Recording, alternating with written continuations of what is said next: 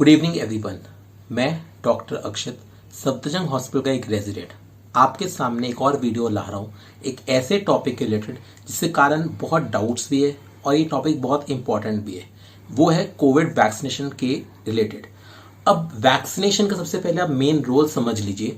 इसका main role है severity को कम करना, यानी कि जो एक हानि ये बीमारी आपको पहुंचा सकती है उसको कम करना, ताकि जो डेथ रेट है, जो मोर्टेलिटी है, उसका रिस्क भी कम हो जाए। अब इस वैक्सीन के 2 डोजेज हैं। ये 2 डोजेज क्यों है? पहले डोज को हम प्राइमरी डोज कहते हैं। ये आपके इम्यून सिस्टम को बेसिकली इंट्रोडक्शन दिलवाता है कि हाँ, ये वैक्सीन में जो वायरस है वो ऐसा दिखता है, तो आपने अपना डिफेंस ऐसे रखना है। जो दूसरी डोज है वो है बूस्टर डोज। बूस्टर डोज का मतलब क्या है? जैसे हम कोई चैप्टर पढ़ते हैं, जहां हमें कोई चीज याद करनी है तो हम एक बार उसे रिवीजन करते हैं। बूस्टर डोज का भी यही काम है कि आपके इम्यून सिस्टम को वो रिवाइज करवा रहा है कि हाँ, ये बीमारी ऐसे है, तुमने इस हिसाब से डिफेंस करना है, इस हिसाब से बूस्ट करना है।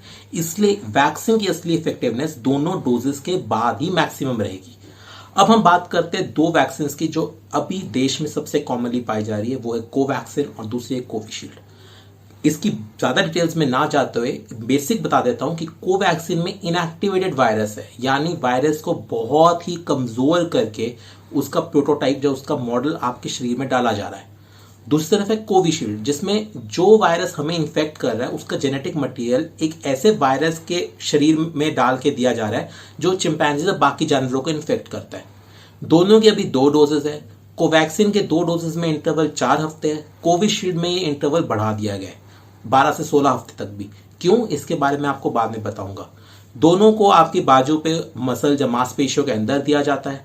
अब मेन चीज जो सबसे ज्यादा लोगों को तंग कर रही है, लोगों के अंदर शंका वो कर रही है, वो है कि साइड इफेक्ट्स क्या है। देखिए, कोई भी केमिकल या कोई भी दवाई आपकी बॉडी के लिए फॉरेनर है, मतलब ये बाहर से है, तो इस रसायन का कुछ ना कुछ साइड इफेक्ट तो होंगे ही।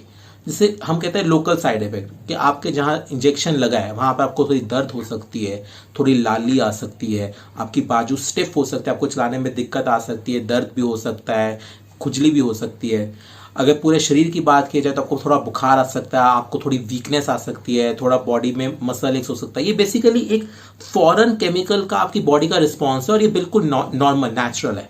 लेकिन अब हम बात करते हैं कि ये वैक्सीन किसमें कॉन्ट्राइंडिकेटेड, यानी किन को ये वैक्सीन बिल्कुल नहीं लेनी चाहिए। उसमें 2 कॉन्ट्राइंडिकेशन है। एक है अगर आपको सीवियर एलर्जी है। सीवियर एलर्जी का मतलब है कि कोई खाने की चीज खा के, कि पहले दवाई लेकर या पहले कोई वैक्सीन या इसी वैक्सीन का फर्स्ट डोज लेके आपको ऐसा रिस्पॉन्स आया कि आपको एकदम से सांस लेने में दिक्कत आ रही है, आपका हाथ मुंह या फूल रहा है, पूरे शरीर पे बुरी तरह से लाली आ रही है, तो इसमें ये एब्सोल्युटली कॉन्ट्राइंडिकेटेड है, आप ये वैक्सीन ना लीजिए। दूसरा है प्रेग्नेंट फीमेल्स, यानी जो गर्भवती महिलाएं हैं, उनमें भी अभी ये वैक्सीन नहीं दिया जा रहा, क्योंकि अभी तक स्टडी या रिसर्च कंप्लीटेड नहीं है, शोध कार्य कंप्लीटेड नहीं है, हमारे पास डाटा नहीं है। अब हम आते हैं कि स्पेशल इंडिकेशन, मतलब कि किसमें ये वैक्सीन ध्यान से लेनी चाहिए। देखिए, वैक्सीन इंजेक्शन के थ्रू दी जा रही है। कई लोगों का खून कम गाढ़ा होता है, जैसे कईयों को उनकी फैमिली में कोई डिजीज होती है जेनेटिकली, उसके कारण, या फिर कोई कैंसर पेशेंट है तो उनका प्लेटलेट कम होते हैं। तो अगर ऐसी बीमारी से आप ग्रस्त है तो आप एक बार अपने डॉक्टर से पूछ लीजिए। वो ये देखेंगे कि आपके प्लेटलेट या आपका खून गाढ़ा है, तभी आपको ये देगा। आप लगवा सकते हैं, लेकिन आपको थोड़ी प्रिकॉशंस रखनी पड़ेगी। अब बोलते कौन नॉट अ कॉन्ट्राइंडिकेशन, कि मतलब किसमें नहीं लिया सकते लेकिन डाउट रहते हैं। जो लंबी बीमारी से जा रहे हैं, जैसे डायबिटीज के पेशेंट है, जिन्हें बीपी बहुत ज्यादा है, हाइपरटेंशन रहता है, उनमें ये वैक्सीन जरूरी है। आप बिल्कुल ये वैक्सीन ले सकते हैं।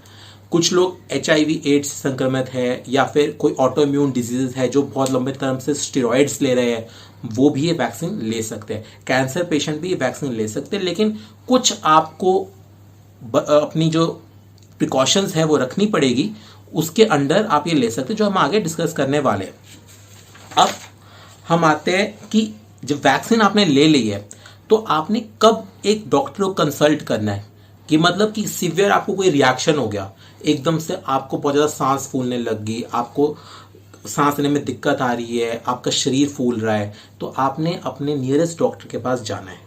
वैसे भी वैक्सीन देने के बाद आपको आधे घंटे तक वही मॉनिटर इसलिए किया जाता है ताकि कोई सीवियर रिएक्शन आए तो आपको वहां पर मैनेज कर सके। दूसरा, अगर आपको बहुत ज़्यादा बुखार आ रहा है और वो बुखार उतर भी नहीं रहा है, आपको बहुत ज़्यादा बॉडी में एक्स हो रहा है, दर्द हो रही है, आपको मिर्गी का दौरा पड़ गया या आप बेहोश हो गए, तो आप अपने नियरेस्ट डॉक्टर के पास जाइए। दूसरा, आप ये इन्फॉर्मेशन जो गवर्नमेंट का पोर्टल है, कोविन पोर्टल पे अपडेट करिए, ताकि गवर्नमेंट को पता चले कि हाँ, इस वैक्सीन में या इस डोज के कारण ऐसा भी साइड इफेक्ट आ रहा है, ताकि हमारी जो मॉडर्न मेडिसिन है वो डाटा पे चलती है, एविडेंस पे चलती है, प्रमाण बेस्ड है, तो हम इसको बेटर ही करते हैं। अब कुछ फ्रीक्वेंटली आस्क्ड क्वेश्चंस है जो मैं क्लियर करना चाहता हूँ, डाउट्स है जो मैं क्लियर करना चाहता हूँ। सबसे पहली बात तो आती, कौन सी वैक्सीन लीजिए, कोवैक्सीन अच्छी, कोविशील्ड अच्छी है, किसके इफेक्ट में ज़्यादा है? मेरा एक ही है, और ये एक्सपर्ट्स का भी एक ही ओपिनियन है कि जो वैक्सीन आपको मिलती है आप वो लीजिए, क्योंकि बीमारी बहुत फैल रही है और वैक्सीन अभी बहुत ज़्यादा है नहीं। दोनों वैक्सीन अपनी अपनी जगह सही है, तो जो भी आपको वैक्सीन मिल रही है वो आप लीजिए। दूसरा है कि क्या एक डोज से काम चल जाएगा? नहीं, जैसे मैंने आपको समझाया, आपको दोनों डोजेज ही लेनी है, तभी आपका इम्यून सिस्टम एक अच्छी तरह से इफेक्टिव रिस्पॉन्स देगा। तीसरा है कि क्या मैं पहली वैक्सीन कोवैक्सीन ले लूँ, दूसरी कोविशील्ड ले लूँ तो मुझे दोनों की मिल जाए? नहीं, गलत। ये एक इम्यून बेस्ड रिस्पॉन्स है।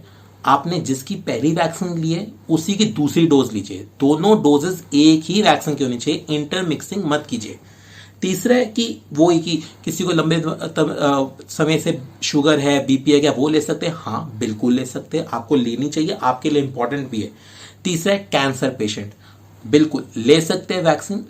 देखिए, दो तरह के हम पेशेंट से डील कर रहे हैं। एक कैंसर पेशेंट जिनका ट्रीटमेंट हो चुका है, वो तो ये वैक्सीन बेझिझक ले सकते हैं। दूसरा है कि वैसे कैंसर पेशेंट जो अभी कीमोथेरेपी या रेडियोथेरेपी लेके हटे, उसमें दो तरह की दिक्कत आ सकती है। एक है कि आपके जो WBC है, ये वो सेल्स है जो आपके इम्यून सिस्टम का मेन हिस्सा और फाइट करते हैं, वो कम हो जाते हैं।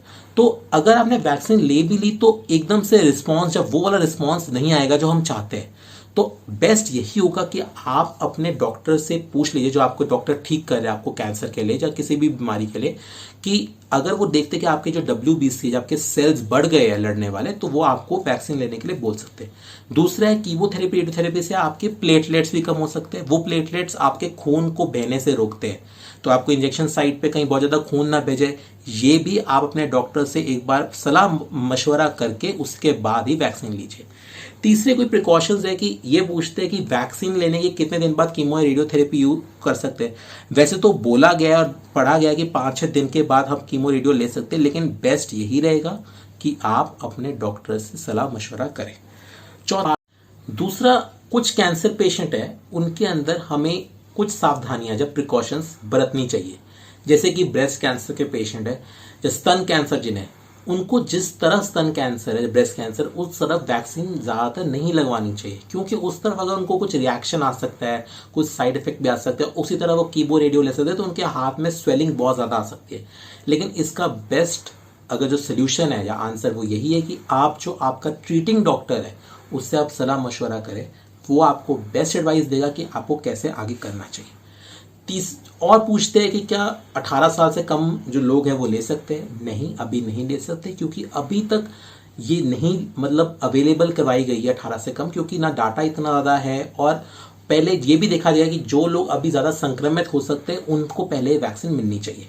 फिर आते हैं कि जैसे कोई बंदा बहुत ज़्यादा शराब पीते हैं, क्या वो वैक्सीन लेने के बाद शराब पी सकते हैं या क्या कर सकते हैं? पहली बात, आपको शराब का सेवन नहीं करना चाहिए, लेकिन फिर भी अगर आपको करना ही है तो ये देखा गया है कि कम से कम एक 1-1.5 महीना आप रुकिए वैक्सीन लेने के दोनों डोजेस बाद, ताकि आपकी बॉडी का एक इम्यून रिस्पॉन्स है, क्योंकि ये शराब, ये सारे नशे भी आपके इम्यून सिस्टम को वीक ही करते हैं। फिर देखा गया है कि वैक्सीन लेने के बाद क्या मुझे मास्क और सोशल डिस्टेंसिंग फॉलो करनी चाहिए? तो इसके लिए मैं आपको एक चीज़ बोलता हूँ, 2 मीटर की दूरी, मास्क है ज़रूरी। ये आपको और आपके सामने वाले बंदे दोनों को बचाने के लिए, इसलिए मास्क और सोशल डिस्टेंसिंग को प्लीज़ हमेशा फॉलो कीजिए।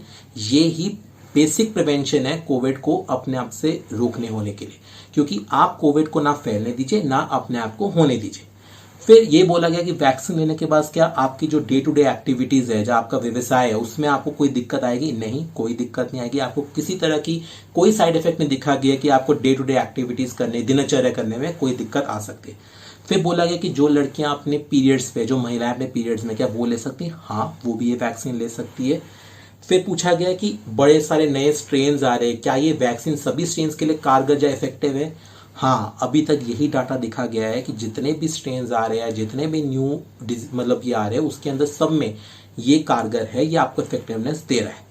फिर बोला गया कि क्या कोविड वैक्सीन के बाद हम दूसरी वैक्सीन किसी और बीमारी के लिए साथ में ले सकते हैं? नहीं, दोनों वैक्सीन का जो इम्यून सिस्टम से रिस्पॉन्स है वो अलग है। तो आप ये कोशिश करें कि दोनों में गैप होना चाहिए। देखा गया है कि मिनिमम 14 दिन का गैप तो ज़रूरी है, लेकिन बेस्ट आपको आपके डॉक्टर बता सकते हैं, जिसके अंदर वो ये बताएंगे कि आपको जो दूसरी वैक्सीन लग रही है उसमें कितना गैप होना चाहिए। मतलब कोविड की वैक्सीन और किसी और बीमारी के वैक्सीन के बारे में बात कर रहा हूँ यहाँ पे।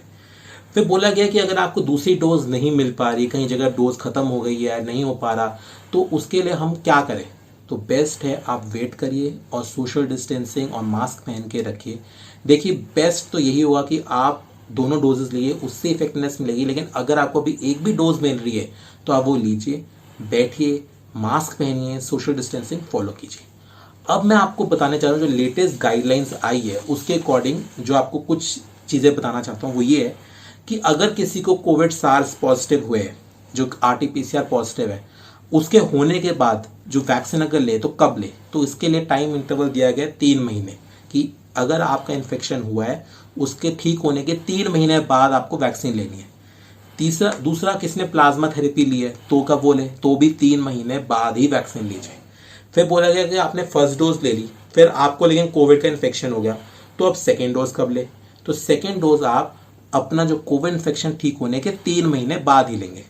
फिर बोला ये कि अगर आपको कोई और बीमारी है, जैसे किसी को हार्ट अटैक आ गया या किसी को बहुत ज़्यादा शुगर का बहुत मतलब दिक्कत होगी, अस्थमा की दिक्कत है, वो ICU में रहे या हॉस्पिटल में रहे, तो कितने दिनों के बाद कोविड वैक्सीन लीजिए? तो वो 4 से 8 हफ्ते इसके बाद ही बोला गया कि आप कोविड वैक्सीन ले सकते हैं। फिर बोला गया कि अगर कोई पेशेंट है उसको ब्लड डोनेट करना है तो वो कोविड होने के कितने दिनों बाद ब्लड डोनेट कर सकता है? तो वो 14 दिन होने के बाद ब्लड डोनेट कर सकता है। फिर अब सरकार ने बोला गया कि जो महिलाएं अपने नवजात शिशु को स्तनपान करवा रही है, जाकि ब्रेस्ट फीडिंग करवा रही है, वो भी कोविड वैक्सीन अब ले सकती हैं।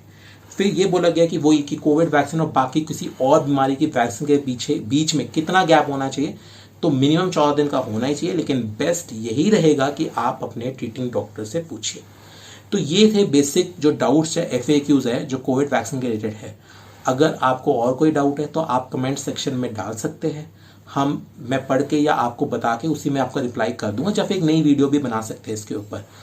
और इन्फॉर्मेशन या और अपडेट रहने के लिए प्लीज़ लाइक शेयर सब्सक्राइब करिए। Thank you very much.